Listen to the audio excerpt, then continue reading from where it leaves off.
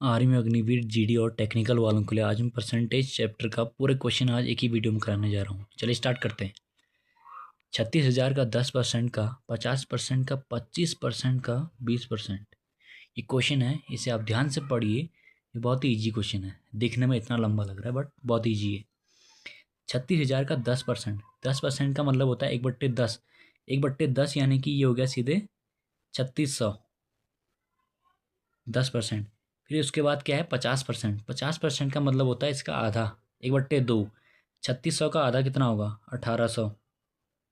यहाँ तक हो गया। इसके बाद कह रहा है 25%, यानी कि 1/4।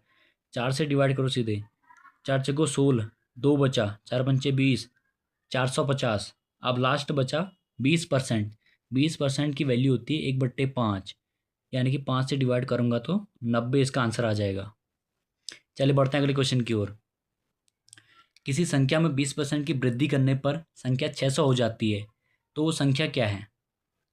संख्या हमेशा 100 मानते हैं, संख्या वो 100 है मान लेता हूँ। इसमें 20% की वृद्धि करने पर 100 में अगर हम 20% की वृद्धि करूँगा तो 120% हो जाएगा। उसकी वैल्यू बोल रहा है 600, 600 हो जाती है, उसकी वैल्यू है 600। तो कह रहा है वो संख्या क्या है, यानी कि 100 की वैल्यू पूछ रहा है। 120 यानी कि 0 से 0 कटा, 12 पंचे 60। 1% की वैल्यू 5 है, तो 100% की वैल्यू कितनी होगी 500। इसका सही आंसर होगा 500। अगले क्वेश्चन की ओर बढ़ते हैं। एक आदमी ने एक संख्या को 5/3 की जगह 3/5 से गुणा कर दिया, तब वो गणना में त्रुटि परसेंटेज ज्ञात कीजिए। ऐसे क्वेश्चनों में क्या करते हैं, एक ऐसी संख्या मानते हैं जो दोनों से कट जाए, यानी कि वो 5/3 से भी कट जाए और 3/5 से भी कट जाए। ऐसी संख्या होती है इनका एलसीएम। एलसीएम क्या होगा 15। आप जैसे देखो संख्या क्या होगी 15 होगी। 15 को मैंने 5/3 से गुणा करना था, यानी कि ये मेरा कितना आता 25 आता, और मैंने 3/5 से गुणा कर दिया, यानी कि मैंने 15 को 3/5 से गुणा कर दिया, यानी कि ये 9 आ गया। आना तो 25 चाहिए था, लेकिन मेरा आया कितना 9 आया। तो इसमें कितने की गलती हुई, यानी कि त्रुटि कितने की हुई 16 की त्रुटि हुई। कितने पर, आना तो चाहिए था 25, लेकिन आया कितना 9। 25 पर इंटू 100। आप काटो, 25 चक्को 100, 16 चक्को 64, यानी कि 64% की त्रुटि हुई होगी हमारी गणना में। चलिए बढ़ते हैं अगले क्वेश्चन की ओर।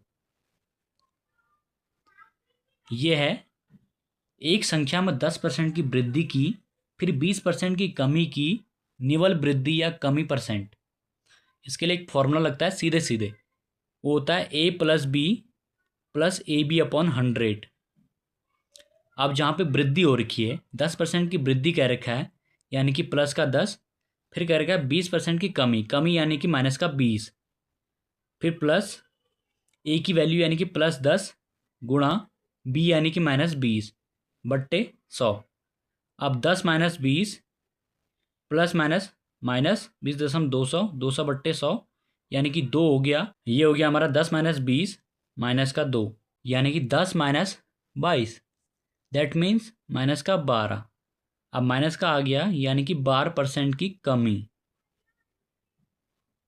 अब चलिए बढ़ते हैं अगले क्वेश्चन की ओर। रीना का खर्च उसकी बचत से इतना अधिक है, यदि उसकी आय में इतने परसेंट की वृद्धि होती है और बचत में इतने परसेंट की वृद्धि होती है, तो उसके खर्च में कितने परसेंट की वृद्धि होगी। देखो, इनकम, एक्सपेंडिचर, सेविंग, इन सब का रेशियो बनाएंगे। क्या कह रहा है, रीना का खर्च उसकी बचत से यानी कि बचत में मान लेता हूं 100 है, 30% अधिक है खर्च, यानी कि 130। अब देखो इनकम बराबर होता है एक्सपेंडिचर प्लस सेविंग, यानी कि इनकम कितनी होगी होगी उसकी 230। अब क्या कह रहा है, यदि उसकी आय में 30% की वृद्धि होती है, इनकम उसकी 230 है पहले, फिर उसकी इनकम में 30% की वृद्धि हो जाती है, यानी कि 130%। 2 जीरो कट, 13 39 की 9 हासिल 3, 13 दूना 26 में 3 29। ये हो गया इनकम। आप क्या कह रहे हैं, और उसकी बचत में 20% की वृद्धि होती है। बचत 100 है, 100 में 20% की वृद्धि होगी तो 120 हो जाएगा सीधे। ऐसे देखो, कोई चीज़ 100 है, उसमें 20% की वृद्धि हुई यानी कि 120%। 100 से 100 कटा, 120 आया। 299 इनकम है और सेविंग 120 है, तो एक्सपेंडिचर कितना रहा होगा? 9 7 1 179। आप क्या कह रहे हैं, तो उसके खर्च में कितने परसेंट की वृद्धि हुई? वृद्धि खर्च में, एक्सपेंडिचर 130 से 179 में पहुंच गया, तो कितने की वृद्धि हुई? 49 की वृद्धि हुई। कितने पर? 130 पर, इंटू 100। सॉल्व करो, 1 जीरो से 1 जीरो कटा, 490/13, यानी कि 13 39, 10 बचा 100, 13 91, 9 बचा, फिर पॉइंट लगा, फिर जीरो बढ़ा, 73 फिर 12 बचा 120, 117, यानी कि यह आ गया मेरा 37.69। इतने परसेंट की वृद्धि हुई होगी। चलिए बढ़ते हैं अगले क्वेश्चन की ओर। विद्यार्थी को परीक्षा में पास होने के लिए 36% की आवश्यकता थी। यदि वो 24% अंक लेकर आया तो वो 18 अंक से फेल हो गया, तो पास अंक कितने होंगे? देखो, पास अंक पूछा है, पास अंक यानी कि 36% की वैल्यू पूछी है। ठीक है, 24% अंक लेके आया तो वो 18 अंक से फेल हो गया, 24 लेके आया तो फेल हो गया, तो यानी कि 36 से 24 कितना कम है? 12%। 12% से फेल हुआ होगा, उसकी वैल्यू कितनी दी है? 12 अंक से फेल हो गया। 1% की वैल्यू कितनी आ गई? 18/12। 1% की वैल्यू पूछ क्या रहा है? पास होने के लिए आवश्यकता, यानी कि 36% की वैल्यू पूछ रहा है।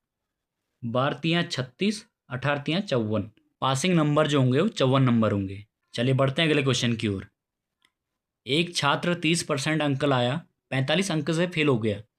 दूसरा छात्र 42% अंक लाया, 45 अंक पास होने से अधिक लाया, तो पास अंक क्या है? देखो, पास कब होता हो? 30% तो लाया ही लाया, प्लस 45 ले आता। और पास कब होता? जब वो 42% तो लाता ही लाता, अगर वो 45 कम भी ले आता तो भी वो पास हो जाता। तो आप यहाँ पे एक शॉर्टकट लगाते हैं, इन दोनों को तो माइनस करते हैं और इन दोनों को प्लस कर देते हैं। 42 में 30 गया, 12%, इसकी वैल्यू कितनी आ जाएगी? 90। 1% की वैल्यू 90/12। पूछा क्या है? पास अंक। 1% की वैल्यू तो आ गई, पास कब होता हो?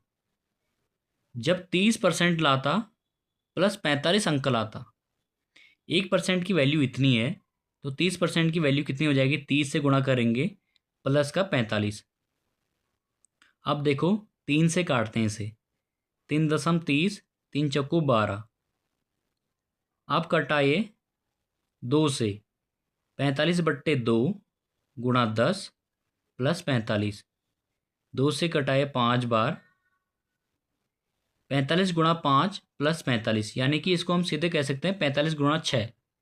6 पंचे 30, 3, 6 चक्कू 24, 24 में 3 27, यानी कि 270 नंबर जो होंगे वो पासिंग नंबर होंगे। चलिए बढ़ते हैं अगले क्वेश्चन की ओर। किसी संख्या के 70% में से 90 घटाया जाए तो 120 आता है, तो संख्या क्या होगी? मान लेता हूं कोई संख्या x है, x के 70% में से यानी कि 70/100 में से 90 घटाया जाए तो 120 आता है, यानी कि x की वैल्यू पूछ रहा है।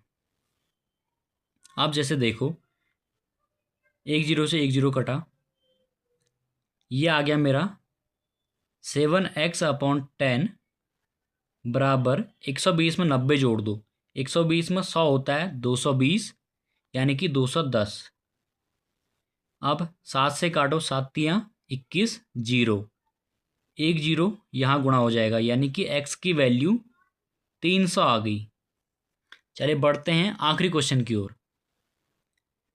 कोई भिन्न 13/12 है, उसके अंश में 28% की कमी की जाती है और हर में 30% की वृद्धि की जाती है, तब नई भिन्न क्या होगी? भिन्न क्या होती है? x/y। नई भिन्न कैसे निकाली जाती है? c/d बराबर x/y, यानी कि मूल भिन्न 13/12। ऊपर क्या होता है? 100 प्लस या माइनस वृद्धि या कमी, और नीचे क्या होता है? 100 प्लस या माइनस वृद्धि या कमी। ऊपर क्या कह रहा है? 28% की कमी, यानी कि 100 में से 28 घटाऊंगा तो 72 आएगा। नीचे क्या कह रहा है? 30% की वृद्धि, यानी कि 100 में अगर मैं 30 जोड़ूंगा तो 130 हो जाएगा। तो ये होगी मेरी 13.130 बारछक 72, यानी कि 3/5। 3/5 जो होगी वो मेरी नई भिन्न होगी। ये मेरा फाइनल आंसर। आई होप कि आपको आज की वीडियो पसंद आई हो। अगर आपको वीडियो पसंद आई तो वीडियो को लाइक कर सकते हैं, कमेंट्स कर सकते हैं और चैनल को सब्सक्राइब कर सकते हैं। It's totally depends upon you.